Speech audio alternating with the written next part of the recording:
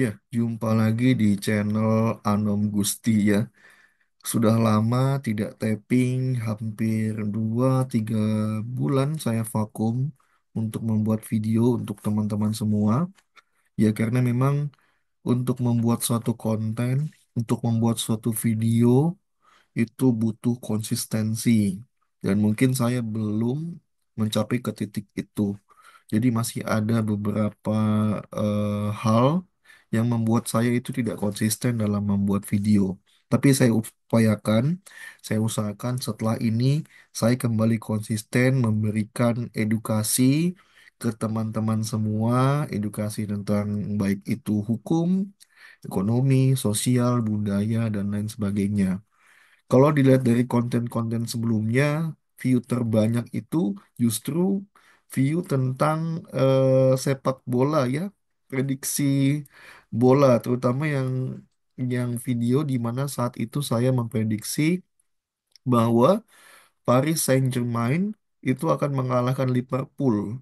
Dan terbukti ya, prediksi saya benar bahwa PSG bahkan sampai saat ini melaju sampai babak semifinal dan semalam mengalahkan Arsenal di Emirates Stadium 1-0 sehingga peluang PSG untuk menuju ke babak final ini sudah satu kaki begitu. Ya, tapi tentu saja selain konten sepak bola, saya juga akan memberikan konten-konten yang bermanfaat, materi-materi edukasi untuk teman-teman semua.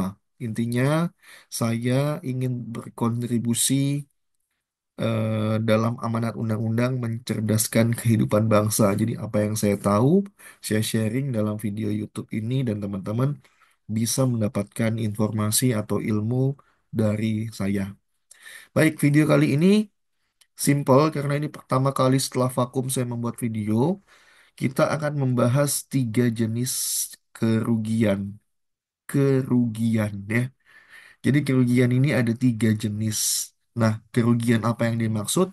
Kita bukan bicara mengenai kerugian dalam bisnis. Kita bicara dalam suatu negara ya. Suatu negara ada 3 jenis kerugian. Yang pertama ada kerugian negara. Yang kedua ada kerugian keuangan negara. Dan yang ketiga ada kerugian perekonomian negara. Jadi pada video kali ini kita akan fokus membahas 3 hal kerugian itu. Seperti biasa, saya akan share screen supaya teman-teman bisa fokus menyimak paparan saya, begitu ya. Ya, saya kira ini sudah cukup jelas ya teman-teman sekalian ya. Oke, saya akan coba eh, apa namanya? Ya, ini mungkin sudah jelas ya. Udah lama nggak bikin video jadi begini nih. Apa namanya? Bingung mau harus gimana gitu. Jadi ada 3 jenis kerugian teman-teman sekalian yang tadi kita bahas di awal, saya sampaikan kerugiannya ada 3 jenis kerugian negara, kerugian keuangan negara, dan kerugian perekonomian negara. Kita kan bedah satu persatu berdasarkan referensi yang sudah saya dapatkan. Ya, seharusnya pakai Adobe nih, saya makainya Sumatra PDF. Ya, nah ini yang pertama kita akan bahas apa itu kerugian negara. Jadi sumber referensi yang saya dapatkan di sini teman-teman sekalian itu ada di pasal 1 angka 22 Undang-Undang Nomor 1 tahun 2004 tentang perbendaharaan negara. Jadi yang dimaksud kerugian negara itu adalah kekurangan uang, surat berharga, dan barang yang nyata dan pasti jumlahnya sebagai akibat perbuatan melawan hukum, baik sengaja maupun lalai atau tidak sengaja. Artinya, fokus yang dimaksud tentang kerugian negara ini adalah kerugian berupa aset negara yang disebabkan oleh seseorang yang dia sengaja maupun lalai atau tidak sengaja. Contoh kasus ya. Contoh kasus misalkan di suatu instansi pemerintah yang gampang kita ambil contoh. Jadi ada suatu pengadaan tanah. Tanah ini aset ya, tanah ini aset, aset negara ya. Jadi ingin mengadakan pengadaan aset negara berupa tanah untuk membangun gedung kantor. Nah, tanah ini aslinya, harga aslinya ini 1 juta per meter. Tapi karena oknumnya ini bermain, jadi harga yang 1 juta per meter ini di markup hingga menjadi misalkan 3 juta per meter. Jadi ada selisih 2 juta per meter. Nah, ketika diaudit oleh BPK, ini ini terjadi miss atau selisih atau gap harga sebenarnya dengan harga yang di markup oleh oknum yang sengaja untuk memarkup harga tanah atau aset aset suatu suatu gedung kantor ini. Jadi itu ya fokusnya adalah ke aset negara, aset yang atau barang yang real dan sudah pasti jumlahnya akibat oleh seseorang yang sengaja maupun tidak sengaja. Tidak sengaja ya. Jadi itu. Jadi fokus kerugian negara itu adalah kerugian pada aset negara. Yang kedua, kerugian keuangan negara. Nah, berbeda tadi dengan kerugian negara yang berfokus pada aset. Kalau kerugian keuangan negara ini fokusnya adalah kerugian pada uang, uang yang dirugikan oleh oknum yang sengaja maupun tidak sengaja tadi. Jadi pasal 1 angka 1 Undang-Undang Nomor 17 Tahun 2003 tentang Keuangan Negara ini mendefinisikan bahwa keuangan negara itu adalah semua hak dan kewajiban negara yang dapat dinilai dengan uang, serta segala sesuatu berupa uang atau barang yang dapat dijadikan milik negara. Artinya sekilas ini kita tangkap, intinya adalah uang milik negara. Ya jelas kalau ini contohnya misalkan ya ada pejabat yang melakukan korupsi. Jadi dari setiap instansi itu punya yang disebut dengan DIPA, POK. Jadi pejabat ini yang memiliki kewenangan untuk mengelola DIPA ini disebutnya KPA, kuasa pengguna anggaran ini menyelewengkan ke kedudukannya untuk melakukan korupsi keuangan negara gitu. Jadi fokusnya pada uang atau nilai dalam DIPA atau POK yang ada dalam suatu instansi pemerintah. Nah, penekanannya dalam putusan MK nomor 25 tahun 2016 ini menguatkannya bahwa kerugian keuangan negara ini adalah kerugian yang real dan dapat dihitung secara pasti. Jadi artinya keuangan negara ini nilainya real ya, angkanya pasti berupa nilai rupiah maupun mata uang lainnya. Begitu. Dan yang ketiga adalah kerugian perekonomian negara.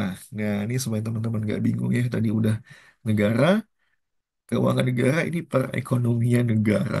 Jadi referensinya ini itu ada di penjelasan pasal 2 ayat 1 Undang-Undang Nomor 31 tahun 1999 tentang pemberantasan tindak pidana korupsi. Jadi mendefinisikan bahwa yang dimaksud merugikan perekonomian negara itu adalah kerugian dalam arti yang luas, dalam arti yang umum. Jadi tidak hanya berupa kerugian negara, tapi juga kerugian terhadap kegiatan ekonomi negara dan masyarakat umum. Jadi ini dampak atau impact yang ditimbulkan ini sangat meluas hingga ke tingkat masyarakat, tidak hanya ke tingkat eh, satker, ke tingkat instansi atau lembaga. Ini yang dirugikan ini adalah masyarakat secara umum. Kalau di Indonesia berarti yang dirugikan ini adalah masyarakat Indonesia akibat kebijakan yang salah, kebijakan yang merugikan perekonomian negara. Ya kalau kita lihat contoh yang mungkin sedang hype akhir-akhir ini ya mungkin kebijakan ya ini Donald Trump melakukan resiprokal, bahwa ada pajak, biaya pajak yang masuk bagi barang-barang impor yang masuk ke Amerika Serikat. Nah, di sini Prabowo, presiden saat ini, presiden Indonesia, itu melakukan kebijakan bahwa ngapain ada batasan impor, loss saja, loss saja, impornya tidak ada batasan. Ya mungkin mungkin itu dampaknya akan merugikan misalkan petani atau masyarakat akibat tidak adanya batasan impor bagi produk-produk luar yang masuk ke Indonesia. Misalkan beras. Jadi ketika panen, petani karena stoknya banyak hasil impor, jadi harga beras petani ini jatuh misalkan. Ini contohnya ya. Itu contoh ya, contoh ya. Kita belum bisa melihat apakah kebijakan-kebijakan Prabowo saat ini berdampak untuk berdampak merugikan perekonomian negara gitu. Nah, ini dikuatkan lagi juga putusan MK nomor 25 tahun 2016 yang menyebutkan bahwa kerugian perekonomian negara ini mencangkup kerugian terhadap sistem ekonomi negara, sistem ekonomi negara. Oke, kita lihat ada kebijakan makan bergizi gratis (MBG), ada kebijakan Danantara, ada juga kebijakan koperasi merah putih. Nah, kita tidak tahu apakah ketiga kebijakan ini akan berpengaruh terhadap terhadap perekonomian negara dan dampak terhadap masyarakat secara umum ya. Contoh MBG, MBG memang jelas anak-anak mendapatkan makan gratis ya. Cuman apakah eh, katanya orang tuanya ketika anak-anaknya makan gratis, orang tuanya di PHK gitu. Itu contoh contoh yang sempat viral di beberapa podcast podcast yang anti pemerintah gitu ya, menyebutkan seperti itu. Tapi itu kan sekali lagi semua perlu diuji apa namanya, potensinya, diuji secara sistematik gitu ya kerugiannya. Benarkah kebijakan MBG ini merugikan masyarakat secara umum begitu? Nah, untuk meringkasnya di sini saya membuat tabel. Ini juga dibantu dengan AI ChatGPT. Jadi ada 4 aspek ya yang membedakan antara kerugian negara, keuangan negara dengan kerugian perekonomian negara. Kalau aspek cakupannya secara umum, kerugian negara ini berupa aset, uang, dan barang. Kalau keuangan negara ini hanya fokus pada keuangan negaranya saja. Nah, kalau cakupan perekonomian negara itu cakupannya luas terkait sistem dan aktivitas ekonomi. Nah, ini bentuknya juga kalau kerugian negara itu tadi aset hilang atau rusak, keuangan negara ini bentuknya adalah kehilangan uang atau potensi penerimaan negara. Kerugian negara ini bentuknya adalah dampak pada stabilitas ekonomi suatu bangsa ya. Kemudian di sisi pengaruh, pengaruhnya untuk kerugian negara ini negara sebagai entitas, kalau pengaruh kerugian keuangan negara ini adalah kas negara bobol ya akibat tindak korupsi. Kerugian perekonomian negara ini pengaruhnya jelas masyarakat dan pelaku ekonomi nasional. Dan contohnya tadi sudah saya jelaskan, contohnya untuk kerugian negara ini aset negara yang dijual secara ilegal ya. Kemudian contoh kerugian keuangan negara korupsi, APBN atau DIPA, POK. Dan contoh kerugian perekonomian negara ini kebijakan ekspor ilegal yang merusak pasar dan banyak contoh-contoh lainnya. Iya, oke. Jadi itu eh, yang bisa saya sampaikan pada video kali ini. Mudah-mudahan teman-teman bisa menangkap 3 jenis kerugian ini. Karena banyak teman-teman yang salah kaprah gitu ya. Teman-teman mungkin tahunya ini kalau di audit BPK atau di audit inspektorat ini, aduh ada temuan nih menyebabkan kerugian negara gitu ya. Padahal sesungguhnya itu bukan kerugian negara, tapi kerugian keuangan negara. Jadi dengan adanya video ini diharapkan penonton sekalian bisa membedakan tiga jenis kerugian tadi berdasarkan pemahaman teman-teman semua. Oke, baik. Sekian dari saya. Sekian video kali ini. Semoga bermanfaat untuk teman-teman semua. Sampai jumpa di video-video saya selanjutnya. Salam sehat, salam sukses untuk kita semua.